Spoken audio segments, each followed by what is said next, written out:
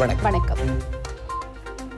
இது வசந்தம் டிவியின் இரவு நேர பிரதான செய்திகளுடன் நாம் எம் அசீம் முகமது, கிறிஸ்டினா செல்வராஜ். இன்றைய விரிவான செய்திகளுக்கு செல்வதற்கு முன்னர் முதலில் தலைப்புச் செய்திகள்.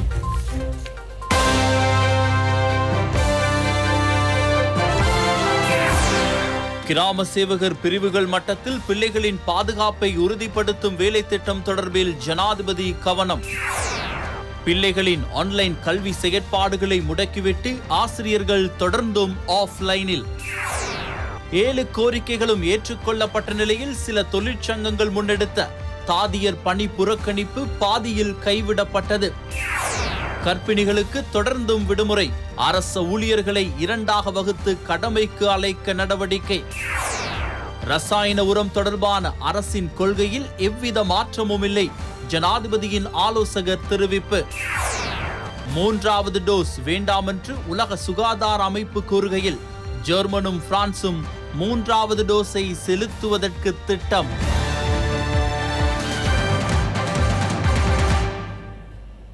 சிறுவர்களின் பாதுகாப்பை கிராம சேவர் மட்டத்திலிருந்து உறுதிப்படுத்துமாறு ஜனாதிபதி கோட்டாபய ராஜபக்ச அதிகாரிகளுக்கு ஆலோசனை வழங்கியுள்ளார். அதேபோல் கட்டாயமாக்கப்பட்டுள்ள முன்பள்ளி மற்றும் பாடசாலை கல்வி நடவடிக்கைகளை போன்று அறநெறி கல்வியையும் பிள்ளைகளுக்கு கட்டாயமாக்க வேண்டும் என ஜனாதிபதி தெரிவித்தார். தேசிய சிறுவர் பாதுகாப்பு அதிகார சபை மற்றும் ரேபியர் நிறுவனத்துடன் ஜனாதிபதி தலைமையில் பேச்சுவார்த்தை ஒன்று இடம்பெற்றது. இதன்போது கருத்து தெரிவித்த ஜனாதிபதி ஏனைய நாடுகளில் சிறுவர் பாதுகாப்பிற்காக மேற்கொள்ளப்பட்டுள்ள ஆய்வுகளை கண்டறிந்து இலங்கையில் அதனை செயற்படுத்துவதற்கான வாய்ப்புகள் குறித்தும் கண்டறியுமாறும் ஆலோசனை வழங்கினார். உறுதிப்படுத்தப்பட்ட தகவல்களுக்கு அமைய வீடுகளில் சிறுவர் தொழிலாளர்களாக பணியாற்றுகின்றவர்களில் அதிகளவானோர் மலையக பெருந்தோட்ட பகுதியைச் சேர்ந்த பிள்ளைகள் என தெரிய வருகின்றது.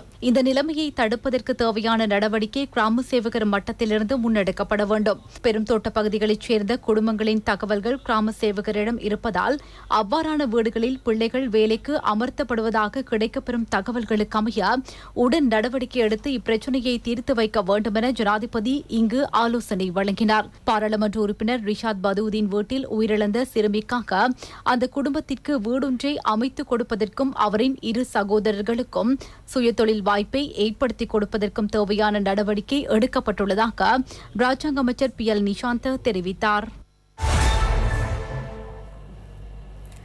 தமது கோரிக்கைகள் நிறைவேற்றப்படும் வரை தொழிற்சங்க நடவடிக்கையை கைவிடப் போவதில்லை என ஆசிரியர் சங்க பிரதிநிதிகள் தெரிவித்துள்ளனர். இதனால் மாணவர்களின் ஆன்லைன் கல்வி செயற்பாடு தொடர்ந்தும் ஸ்தம்பிதமடைந்துள்ளது. இதேவேளை தனிமைப்படுத்தல் சட்டத்தை மீறியமை உள்ளிட்ட சில குற்றச்சாட்டுகளின் கீழ் கைது செய்யப்பட்ட ஆர்ப்பாட்டக்காரர்கள் 44 பேரை நீதிமன்றில் ஆஜர்படுத்த போலீசார் நடவடிக்கை எடுத்துள்ளனர். அதிபர் ஆசிரியர் சம்பள பிரச்சினையை அடிப்படையாக வைத்து அவர்கள் ஆன்லைன் கற்பித்தல் செயற்பாட்டிலிருந்து விலகி இன்று 25 நாட்களாகின்றது. இடம்பெற்ற பேச்சுவார்த்தைகள் தோல்வியடைந்ததை அடுத்து ஆசிரியர் சங்கம் நேற்று முற்பகல் 4 பகுதிகளிலிருந்தும் வாகன பேரணியில் வருகை தந்து ஜனாதிபதி செயலகத்திற்கு முன்பாக எதிர்ப்பு ஆர்ப்பாட்டத்தில் ஈடுபட்டன. இதன்போது தனிமைப்படுத்தல் சட்டத்தை மீறியமை உள்ளிட்ட சில குற்றச்சாட்டுகளின் கீழ் 44 பேர் கைது செய்யப்பட்டனர். இவர்களில் ஆசிரியர் சங்க பிரதிநிதிகள் அல்லாத 6 நபர்களும் உள்ளடங்குகின்றனர். கைது செய்யப்பட்ட நபர்களை சந்திப்பதற்கு எதிர்க்கட்சித் தலைவர் சஜித் பிரேமதாசா மற்றும் பாராளுமன்ற உறுப்பினர் நளின் பண்டார் ஆகியோர் இன்று முற்பகல் துறைமுக போலீஸ் நிலையத்திற்கு வருகை தந்தனர். எவ்வாறெனினும் எதிர்க்கட்சித் தலைவர் பாராளுமன்றத்தில் இவ்விடயம் தொடர்பில் இவ்வாறு கருத்து வெளியிட்டார்.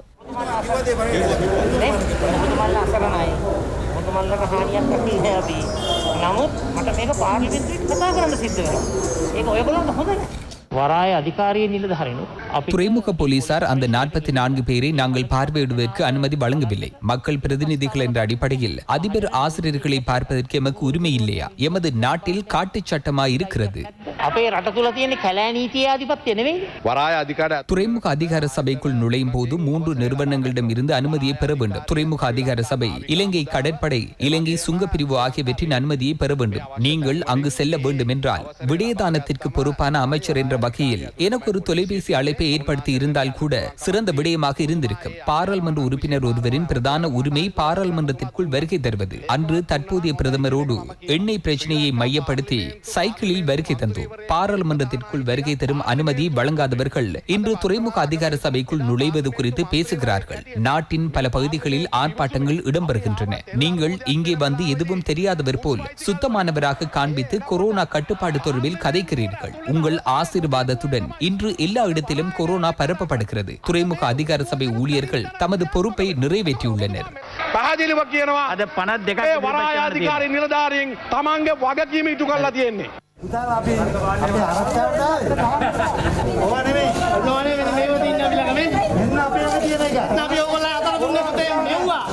தனிமைப்படுத்தல் சட்டத்தை மீறியமை உள்ளிட்ட சில குற்றச்சாட்டுகளின் பேரில் கைது செய்யப்பட்டவர்களை இன்று நீதிமன்றில் ஆஜர்படுத்திய பின்னர் ஒருவருக்கு தலா 1 லட்சம் ரூபாய் வீதம் சரீர பிணையில் விடுவிக்க நீதிமன்றம் உத்தரவிட்டது. அவர்களை நீதிமன்றில் ஆஜர்படுத்த நடவடிக்கை எடுத்த சந்தர்ப்பத்தில் போலீசாருக்கும் ஆர்ப்பாட்டக்காரர்களுக்கும் இடையில் முறுகல் நிலை ஏற்பட்டது.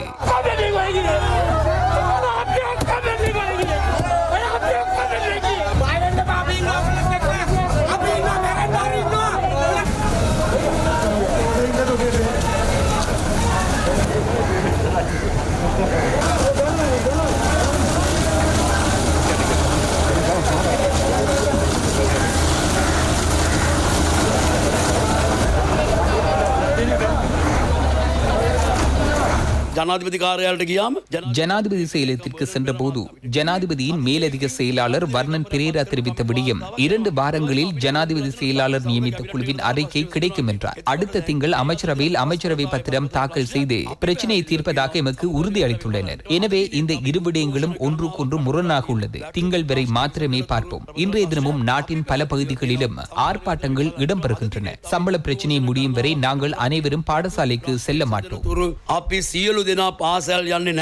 இதேவேளை கண்டியிலிருந்து கொழும்பு நோக்கி நேற்று பயணத்தை ஆரம்பித்த ஆசிரியர் சங்கத்தின் நடைப்பயண பேரணி 2வது நாளில் இன்று மாவனெல்ல நகரிலிருந்து பயணத்தை ஆரம்பித்தது.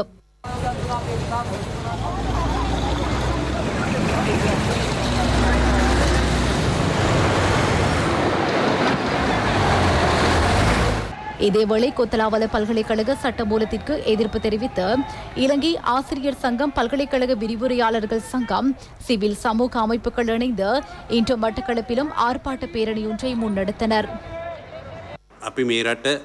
இந்த நாட்டையும் நாட்டு மக்களையும் நாம் பாதுகாக்க வேண்டும். தொழிற்சங்க நடவடிக்கையில் ஈடுபட்டுள்ளவர்களிடம் ஒன்றை கோருகிறோம். எதிர்காலத்தில் நாம் உங்களோடு இருப்போம். எனினும் இந்த சுகாதார நிலைமைகளுக்கு மத்தியில் ஒத்துழைப்பு வழங்குமாறு கோருகிறோம். நாட்டில் தற்போது காணப்படும் நிலைமையை கருத்தில் கொண்டு ஆர்ப்பாட்டத்தில் ஈடுபட்டுள்ள ஆசிரியர்கள் மனிதாபிமானத்திற்கு முன்னுரிமை அளித்து உங்களது இந்த போராட்டத்தை தற்காலிகமாகவேனும் நிறுத்துமாறு நான் கோரிக்கை விடுக்கின்றேன். நாளைய தினமும் நாம் 2 மில்லியன் சைனோஃபார்ம் தடுப்பூசிகளை நாட்டிற்கு கொண்டு வரவுள்ளோம். இந்த தடுப்பூசியை ஏற்றி நோய் எதிர்ப்பு சக்தியை அதிகரித்துக் கொள்ளும் வரையாவது ஆர்ப்பாட்டத்தை நிறுத்தி இந்த செயற்பாட்டுக்கு எமக்கு ஒத்துழைப்பு வழங்குங்கள். கோரிக்கைகள் பலவற்றை முன்வைத்து சுகாதார தொழிற்சங்கங்களின் ஒன்றியம் ஆரம்பித்த தொழிற்சங்க நடவடிக்கை சில மணித்தியாலங்களில் நிறுத்தப்பட்டது. எனினும் குறித்த பணி புறக்கணிப்பில் அரசு சேவை ஐக்கிய தாதியர் சங்கம் இணையவில்லை. இன்று காலை சில மணித்தியாலங்கள் முன்னெடுக்கப்பட்ட தொழிற்சங்க நடவடிக்கை காரணமாக வைத்தியசாலைக்கு வருகை தந்த அநேக நோயாளர்கள் அசௌகரியங்களுக்கு உள்ளாக்கினர். கொரோனா நோயாளர்கள் கூட ஆம்புலன்ஸ் வண்டிகளிலேயே இருக்க வேண்டிய நிலை உருவானது. மேலதிக நேர வரையறையை நீக்குதல், கோவிட் அனர்த்த கொடுப்பனவை தொடர்ந்தும் வழங்குதல் ஆகிய கோரிக்கைகளை முன்வைத்து இந்த தொழிற்சங்க நடவடிக்கை முன்னெடுக்கப்பட்டது.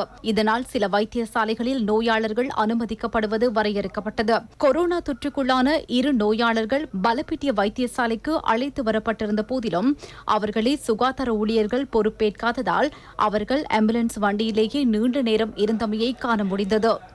டிகோயா அதர வைத்தியசாலையிலும் குறித்த தொழிற்சங்க நடவடிக்கை முன்னெடுக்கப்பட்டது. அங்கு வருகை தந்த நோயாளர்கள் கடும் அசௌகரியங்களுக்கு முகம் கொடுத்தனர். அதேபோல் கேகால கரவநல்ல ஆதார வைத்தியசாலையிலும் தாதியர்கள் மற்றும் சிற்றூழியர்கள் பணி புறக்கணிப்பில் ஈடுபட்டனர். வைத்தியசாலைக்கு கொண்டுவரப்பட்ட நோயாளி ஒருவரை அவரோடு வருகை தந்தவர்களே வைத்தியசாலைக்குள் தூக்கிச் செல்வதை காண முடிந்தது. வரலாற்றில் எப்போதும் இடம்பெறாதவாறு தமது 7 கோரிக்கைகளும் நிறைவேற்றப்படும் என ஜனாதிபதி கோட்டாபய ராஜபக்ச தெரிவித்துள்ளதால் அரசு சேவை ஐக்கிய தாதியர் சங்கம் குறித்த தொழிற்சங்க நடவடிக்கையில் ஈடுபடாதென அதன் தலைவர் சங்கைக்குரிய முருத்தட்டுவே ஆனந்த தேரர் தெரிவித்தார். ராஜ்ய சேவா எக்ஸப் பெத சங்கமය அரசு சேவை ஐக்கிய தாதியர் சங்கம் இப்பணி பகிஷ்கரிப்பில் ஈடுபடவில்லை. நாம் அனைவரும் தற்போது தேசிய இடர் நிலைமைக்கு முகம் கொடுத்துள்ளோம். இவ்வாறான நிலைமையிலும் ஏதேனும் ஒன்றை பெற்றுக்கொள்வதற்காக முனைந்து ஆர்ப்பாட்டங்களில் ஈடுபடுவதாயின் அது நோயாளர்களுக்கு இழைக்கின்ற பாரிய அநீதியாகும். தாதியர்களின் 7 கோரிக்கைகளுக்கும் எவ்வித தயக்கமுமின்றி தீர்வை பெற்றுக் கொடுக்குமாறு ஜனாதிபதி உத்தரவிட்டுள்ளார். இந்நாட்டில் பதவி வகித்த எந்த ஒரு ஜனாதிபதியும் இவ்வாறானதொரு உத்தரவை பிறப்பித்ததில்லை. இவற்றை பெற்றுக்கொள்வதில் சிறு தாமதங்கள் ஏற்படலாம். ஏனென்றால் அரசாங்கமே இதனை செயற்படுத்த வேண்டும். தாதியர்களை ஒரு சில தீய சக்திகள் ஆத்திரமடைய செய்வது நாட்டு மக்களுக்கு இழைக்கும் பாரிய அநீதியாகும். නොහඳුන්තාවයකට පත් කිරීම මේ රටේ අහිංසක රෝගීන්ට කරන මහා බලවත් අසාධාරණ பணி பகிஷ்கரிப்பில் ஈடுபட்டுள்ளோரின் கோரிக்கைகளை நிறைவேற்ற அரசாங்கம் இணக்கம் தெரிவித்துள்ள நிலையில் குறித்த தொழிற்சங்க நடவடிக்கை முன்னெடுக்கப்பட்டது. எனினும் இவ்விடயம் தொடர்பில் எழுத்து மூலம் அறிவிக்கப்பட்டதன் பின்னர் இப்போராட்டம் முடிவுக்கு கொண்டுவரப்பட்டது. சுகாதார அமைச்சு பேச்சுவார்த்தை நிரலொன்றை அனுப்பியுள்ளது. சுகாதார பணிப்பாளர் நாயகம் இதில் கைச்சாத்திட்டுள்ளார். சுகாதாரத்துறையை முன்னரை போன்று சேவைகளை நடாத்தி செல்லுமாறு இதில் உத்தரவிடப்பட்டுள்ளது. PB ஜெயசுந்தரவின் சுற்று நிருபத்தில் சுகாதாரத்துறைக்கு பொருந்துவதில்லை என இதில் எமக்கு எழுத்து மூலம் அறிவிக்கப்பட்டுள்ளது. இதற்கமைய நாம் குறிப்பிடத்தக்க ரீதியில் வெற்றி கண்டுள்ளோம். நாம் இத்தருணம் முதல் சகல சுகாதார ஊழியர்களும் காலை 7 மணிக்கு ஆரம்பித்த பணி பகிஷ்கரிப்பை தற்காலிகமாக இடைநிறுத்தினோம். සේවාවෙම උදේ 7ට ආරම්භ කරපු ක්‍රියාමාර්ගය తాවකාලිකව අත්හිටවනවා. PCR மற்றும் ஆன்டிஜன் பரிசோதனைக்கு அறவிடப்படும் விலையை கட்டுப்படுத்த பாவனையாளர் அலுவல்கள் அதிகார சபை தீர்மானித்துள்ளது. அடுத்த வாரம் முதல் இவ்வேலை திட்டம் முன்னெடுக்கப்படும் என ராஜாங்க அமைச்சர் லசந்த அழகியவண்ண தெரிவித்தார். இதேவேளை இன்றைய தினம் நாட்டில் மேலும் 1885 கொரோனா தொற்றாளர்கள் அடையாளம் காணப்பட்டுள்ளனர். அதேபோல் ஒரு நாளில் அதிக கொரோனா மரணங்கள் இன்று பதிவாகின. நேற்றைய தினம் இடம்பெற்ற 94 மரணங்கள் தொடர்பான அறிவிப்பு இன்று வெளியிடப்பட்டது.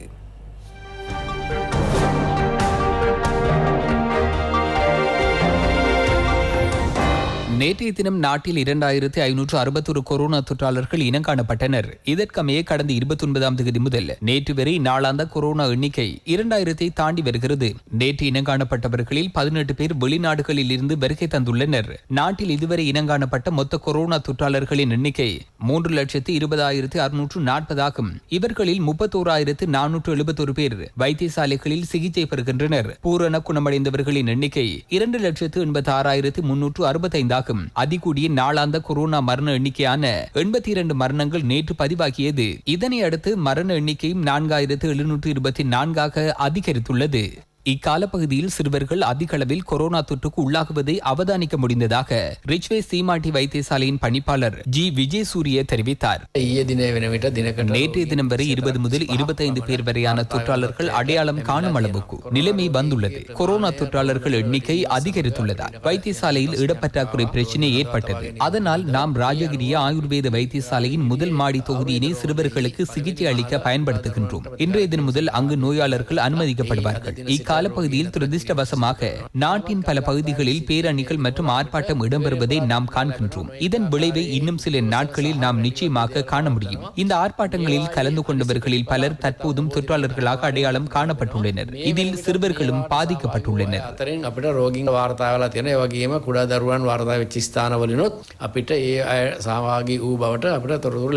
இதேவேளை கொரோனா நிலைமைகளுக்கு மத்தியில் அரசு சேவையில் கர்ப்பிணி தாய்மார்கள் வீட்டிலிருந்தே பணிபுரிவதற்கு தேவையான பின்புலத்தை தயாரிப்பதற்கான சுற்று நிருபம் பொது நிர்வாக அமைச்சினால் வெளியிடப்படவுள்ளதாக ராஜாங்க அமைச்சர் சன்ன ஜெயசுமன இன்று பாராளுமன்றத்தில் தெரிவித்தார். அரசு சேவையில் உள்ள கர்ப்பிணி தாய்மார்கள் தமது வீடுகளில் இருந்தே பணியாற்றக்கூடிய வகையிலான வசதிகளை ஏற்படுத்தும் சுற்று நிருபம் ஒன்று பொது நிர்வாக அமைச்சின் செயலாளரால் வெளியிடுவதற்கும் தீர்மானிக்கப்பட்டுள்ளது. அரசு சேவையில் இருக்கின்ற 18 முதல் 30 வயதுக்கு இடைப்பட்ட சிலர் இன்னும் தடுப்பூசி ஏற்றிக் கொள்ளாமல் இருக்கின்றனர். அவர்கள் அனைவருக்கும் மிக விரைவில் தடுப்பூசி ஏற்ற நடவடிக்கை எடுப்போம். அரசு நிறுவனங்களில் நிறுவன தலைவரின் விருப்பத்திற்கு அமைய பொது நிர்வாக அமைச்சின் செயலாளரின் பரிந்துரைக்கு அமைய வாரத்தில் 2 சேவை முறைமையினை ஏற்படுத்தி திங்கள், செவ்வாய், புதன் ஆகிய தினங்களில் ஒரு குழுவையும் வியாழன், வெள்ளி, சனி ஆகிய தினங்களில் மற்றொரு குழுவையும் 3 நாட்கள் என்ற அடிப்படையில் வேலைக்கு அமர்த்தும் நோக்கில் புதிய நடைமுறை ஒன்றை அறிமுகப்படுத்த இணக்கம் வெளியிடப்பட்டுள்ளது. பொது நிர்வாக அமைச்சின் செயலாளர் அது தொடர்பான வர்த்தமானியை வெளியிடவுள்ளார். இதேவேளை அடுத்த வாரமாகும் போது இலங்கையில் PCR பரிசோதனை மற்றும் ரேபிட் ஆன்டிஜன் பரிசோதனைக்கான விலையை கட்டுப்படுத்த நடவடிக்கை எடுக்கப்படும் என ராஜாங்க அமைச்சர் லசந்த அழகியவண்ண தீவான தெரிவித்துள்ளார். டெங்கு ஆன்டிஜன் இலங்கையில் டெங்கு என்டிஜன் பரிசோதனைக்காக 1200 ரூபாய் எனும் கட்டுப்பாட்டு விலை இன்றும் அமலில் உள்ளது. தற்போது நாட்டில் PCR பரிசோதனைகளை மேற்கொள்ளும் 45 தனியார் வைத்தியசாலைகளும் என்டிஜன் பரிசோதனைகளை மேற்கொள்ளும் 43 தனியார் வைத்தியசாலைகளும் உள்ளன. இதில் சில வைத்தியசாலைகள் 9500 ரூபாவுக்கு PCR பரிசோதனை செய்யும் போது சில வைத்தியசாலைகள் 5000 ரூபாவுக்கு PCR பரிசோதனை செய்கின்றன. அதேபோல் சில வைத்தியசாலைகள் என்டிஜன் பரிசோதனைக்கு 5900 ரூபாய் அறவிடும் போது சில வைத்தியசாலைகள் 2000 ரூபாவுக்கு பரிசோதனை செய்கின்றன. இது நியாயமற்ற விடயமாகும். அதனால் அடுத்த வாரமாகும் போது எமது நாட்டில் PCR பரிசோதனைக்கும் என்டிஜன் பரிசோதனைக்கும் விலை கட்டுப்பாடு ஒன்றை கட்டாயமாக மேற்கொள்ள பாவனையாளர் அலுவல்கள் அதிகார சபை நடவடிக்கை எடுக்கும். கொரோனா தொற்றுக்கு மத்தியில் நோய் தொற்றுக்கு உள்ளாகும் நபர்களை தமது தனிப்பட்ட மோட்டார் வண்டியில் வைத்தியசாலைக்கு கொண்டு வரும் வாதுவ பொத்துப்பிட்டிய பகுதியில் தகவல் கிடைத்துள்ளது. அசிந்த ரணசிங் எனும் குறித்த ஆசிரியர் தன்னார்வமாக இந்த சேவையினை செய்து வரும் நிலையில் இது அநேகரது பாராட்டுக்குள்ளாகியுள்ளது. கொரோனா தடுப்பூசி ஏற்றும் நடவடிக்கை தொடர்ந்தும் இடம்பெறுகிறது. இதுவரை எவ்வித தடுப்பூசியையும் ஏற்றிக்கொள்ளாத கொழும்பு மாவட்டத்தில் உள்ள 60 வயதுக்கு மேற்பட்ட நபர்களுக்கு முதல் டோஸ் தடுப்பூசி செலுத்தும் நடவடிக்கை 5 இடங்களில் இடம்பெறுகிறது. வவுனியா ஆடை தொழிற்சாலையில் பணியாற்றுபவர்களுக்கு சைனோஃபார்ம் தடுப்பூசியின் 2வது டோஸ் செலுத்தும் நடவடிக்கை இன்று ஆரம்பமானது. கடந்த 5ஆம் தேதி ஆடை தொழிற்சாலை ஊழியர்களுக்கு இராணுவத்தினரால் தடுப்பூசி செலுத்தப்பட்டது. அம்பாறை மாவட்டத்தில் தடுப்பூசி செலுத்தாதவர்களுக்கு தடுப்பூசி ஏற்றும் நடமாடும் சேவை ஒன்று சாய்ந்தமருது பிரதேச செயலர் பிரிவுக்குட்பட்ட 3 கிராம சேவையாளர் பிரிவில் இன்று இடம்பெற்றது. வீடுகளுக்குள் முடங்கியிருப்போரை இலக்கு வைத்து இவ்வேலை திட்டம் முன்னெடுக்கப்படுகிறது. தவறான புரிதல் காரணமாக கோவிட் தடுப்பூசி செலுத்திக் கொள்ளாமல் தயக்கம் காட்டும் மக்களுக்கு பள்ளிவாசல்களின் ஊடாக விழிப்புணர்வு நடவடிக்கைகளை முன்னெடுக்குமாறு ஊவா மாகாண ஆளுநர் AJ முசம்மில் ஆலோசனை வழங்கியுள்ளார். பதுளை மற்றும் மொனராகலை மாவட்டங்களில் உள்ள அனைத்து பள்ளிவாசல்களின் நிர்வாக சபை உறுப்பினர்களை சந்தித்து கலந்துரையாடிய போதே ஆளுநர் இவ்விடயத்தை தெரிவித்தார். சிறை கைதிகளுக்கு சைனோஃபார்ம் தடுப்பூசி ஏற்றும் நடவடிக்கை இன்று ஆரம்பிக்கப்பட்டதாக சிறைச்சாலைகள் ஊடக பேச்சாளர் தெரிவித்தார். இன்றைய தினம் வரை ஒரு டோஸ் தடுப்பூசியாவது செலுத்திக் கொண்டோர் எண்ணிக்கை 1,06,683 காணப்படுகிறது. 2வது டோஸ் தடுப்பூசியை பெற்றுக் கொண்டோர் எண்ணிக்கை 26,46,042 காணப்படுவதாக தொற்று நோய் ஆய்வு பிரிவு தெரிவிக்கிறது.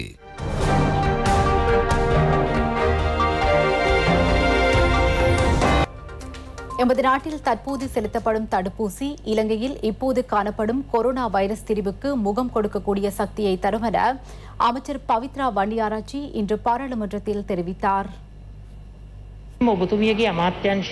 பிரதி சுகாதார சேவைகள் பணிப்பாளர் நாயகம் ஊடக சந்திப்பொன்றில் இந்தியா போன்று இலங்கையில் கொரோனா தொற்று எண்ணிக்கை அதிகரித்தால் பார்த்து கொண்டிருக்க மாத்திரமே இம்மால் முடியும் என்று கூறியிருக்கிறார். சுகாதார அமைச்சின் ஊடக பேச்சாளர் இவ்வாறு பொறுப்பற்ற கருத்தை சொல்கிறார். இதனூடாக நாட்டிற்கு பிழையான ஒரு எண்ணம் ஏற்படலாம். அதனை சரி செய்யுங்கள்.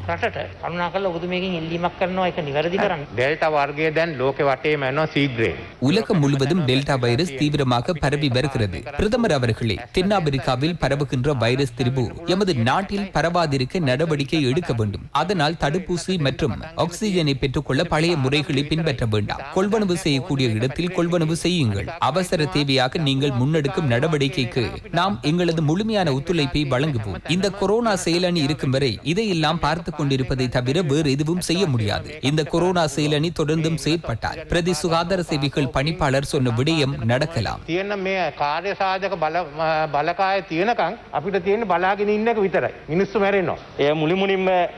இது முற்றிலும் பிழையான ஒரு தகவல். கொரோனா தொற்று பரவ ஆரம்பித்த நாள் முதல் ஜனாதிபதி செயலணிக்கு ஜனாதிபதி கோட்டாபய ராஜபக்ச அவர்களை தலைமைத்துவம் வழங்கினார். மிகச்சிறந்த சேவைகள் செய்யப்பட்டுள்ளன.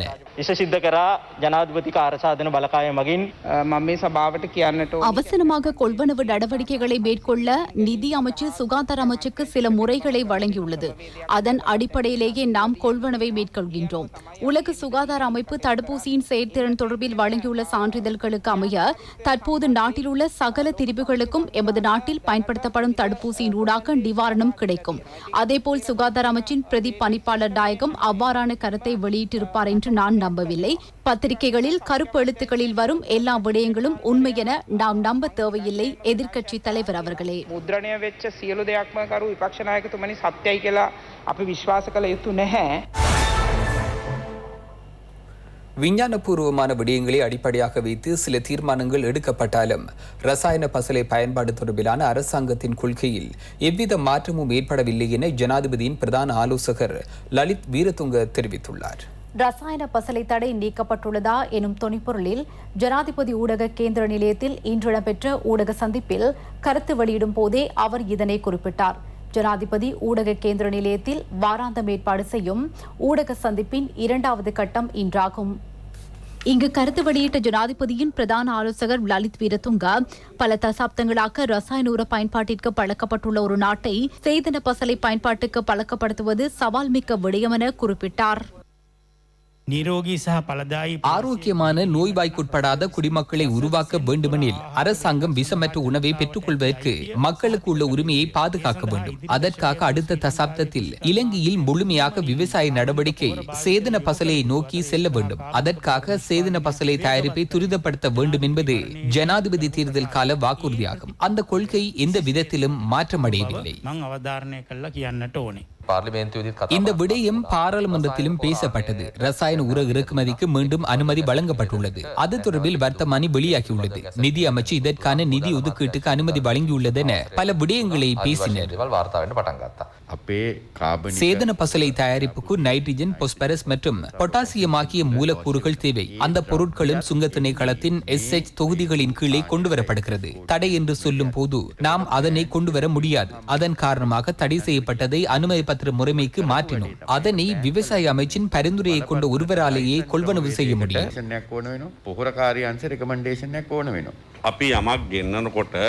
நாம் ஒரு பொருளை உரத்தின் பேராலேயோ ஊட்டச்சத்து பேராலேயோ இறக்குமதி செய்யும் போது முழுமையான திட்டமிடல் காணப்படும். தொழில்நுட்ப மதிப்பீட்டு குழு அமைக்கப்படும். கொள்முதல் சபை ஒன்று உள்ளது. இவை அனைத்தும் சரியான முறையில் ஆவணப்படுத்தப்பட்டு அனுமதியை பெற்றுக் கொண்டதன் பின்னரே ஒரு பொருளை இறக்குமதி செய்ய சட்ட அனுமதி வழங்கப்படும். யாராவது இவற்றை எல்லாம் தாண்டி களவாக அதனை கொண்டுவர முயன்றால் இறக்குமதி செய்யலாம். ஆனால் அவற்றை வெளியில் கொண்டுவர முடியாது. நாம் அனுமதி வழங்கியதை மாத்திரமே கொண்டுவர முடியும். சில சுட்டிக்காட்டத்தக்க தேவைகளுக்காக மாத்திரம் இதில் சில தளர்வுகள் மேற்கொள்ளப்பட்டுள்ளன.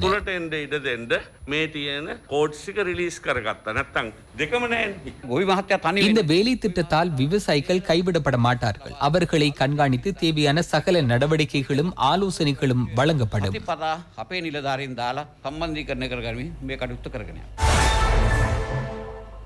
இலங்கை அரசியல் வரலாற்றில் பாரிய புரட்சியை ஏற்படுத்திய ஸ்ரீலங்கா பொதுஜன பெரமுன அரசாங்கம் அமைக்கப்பட்டு இன்றுடன் ஓராண்டு பூர்த்தியாகின்றது. 2020 ஆண்டு ஆகஸ்ட் மாதம் 5ஆம் தேதி இடம்பெற்ற பொது தேர்தலில் 3/2 பெரும்பான்மையை பெற்றுக்கொண்டு ஸ்ரீலங்கா பொதுஜன பெரமுன புதிய அரசாங்கத்தை அமைத்தது. ஒரு வருடமேனும் குறுகிய காலத்தில் இலங்கையின் பிராந்திய ஒருமைப்பாடு மற்றும் இறையாண்மையை பாதுகாத்து புரையோடி போயிருந்த எமது நாட்டின் தேசிய பாதுகாப்பை மீள 100% உறுதிப்படுத்த புதிய அரசாங்கத்தால் முடிந்தது. இதனோடு மேலும் சுட்டிக்காட்டத்தக்க அளவு பல விடயங்கள் பொதுஜன பெரமுன அரசாங்கத்தினால் மேற்கொள்ளப்பட்டன. கைவிடப்பட்டிருந்த பாரியளவிலான அபிவிருத்தி திட்டங்கள் மீள ஆரம்பிக்கப்பட்டன. 1 லட்சம் கிலோமீட்டர் பெருந்தெருக்கள் அபிவிருத்தி, 5000 குளக்கட்டுகளை உடன் மீள் புனரமைத்தல், வீடற்ற மக்களுக்கு பாரிய வீடமைப்பு திட்டங்களை முன்னெடுத்தல், பாரிய அளவிலான நீர் விநியோக திட்டங்களை ஆரம்பித்தல் ஆகியன இதில் உள்ளடங்கும். கொரோனா பரவலுக்கு மத்தியில் நாட்டின் பொருளாதாரத்தை நிலையாக பேண திட்டங்களை வகுத்தல், கொரோனா ஒழிப்பு வேலி திட்டத்தை செயற்திறனாக முன்னெடுத்தல், கொரோனா ஒழிப்பிற்காக மிக குறுகிய காலத்தில் நாட்டு மக்கள் சனத்தொகையில் அதிகளவானோருக்கு தடுப்பூசி ஏற்றுமை ஆகியன இக்கால பகுதியில் முன்னெடுக்கப்பட்ட மேலும் பல விடயங்களாகும். இன்றைய தினம் வரை ஏதோ ஒரு வகையைச் சேர்ந்த தடுப்பூசியின் ஒரு டோஸ் மாத்திரம் பெற்றுக் கொண்டவர்களின் எண்ணிக்கை 1,16,683 காணப்படுகின்றது. 2 டோஸ் தடுப்பூசிகளையும் பெற்றுக் கொண்டோர் எண்ணிக்கை 26,46,042 காணப்படுகின்றது. ஆசிய வரலாற்றில் கொரோனா தடுப்பூசி ஏற்றும் நாடுகள் பட்டியலில் இலங்கை முன்னிலையில் உள்ளது.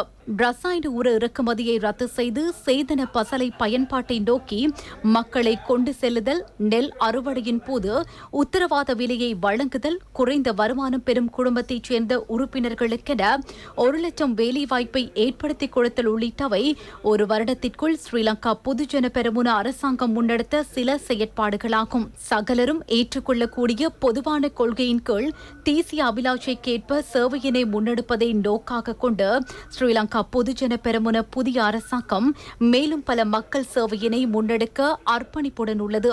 நாட்டையும் மக்களையும் ஒரு சேர பாதுகாப்பதை நோக்காக கொண்டு அரசாங்கம் இந்நடவடிக்கைகளை முன்னெடுக்கும்.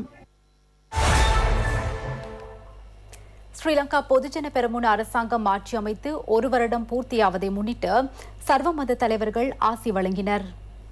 அதிகௌரவத்துக்குரிய பிரதமர் மஹிந்த ராஜபக்ஷ அவர்கள் 2 முறை ஜனாதிபதியாக இருந்தவர். அவரது காலத்திலேயே யாராலும் முடித்து வைக்கப்படாத யுத்தத்தினை முடிவுக்கு கொண்டு வந்து இலங்கை நாட்டினை சமாதான பூமியாக மாற்றிய பெருமை அவரையே சாரும். அத்துடன் அவர் சமாதானத்தின் தந்தை என்று இலங்கை வாழ் அனைத்து மக்களாலும் போற்றப்படுகின்றார். மேலும் அதிமேதகு ஜனாதிபதி கோதபய ராஜபக்ஷ அவர்கள் எடுத்து வரும் முடிவுகளுக்கு பக்கபலமாக இருந்து இந்த நாட்டை வளமான நாடாக மாற்றுவதற்கு எல்லா விதத்திலும் ஒத்துழைப்பு வழங்கி வருகின்றார். எல்லாம் வல்ல திருப்பதி வெங்கடேஸ்வர பெருமான் அவருக்கு தீர்க்க ஆயுளையும் எல்லா வளங்களையும் கொடுத்து இந்த நாட்டை மேலும் செழிப்புறச் செய்து அனைத்து வாழ் மக்களுக்கும் நல்வாழ்வு கிடைக்க அவரது சேவை என்றும் தொடர வேண்டும் என்று இந்து மக்கள் சார்பாக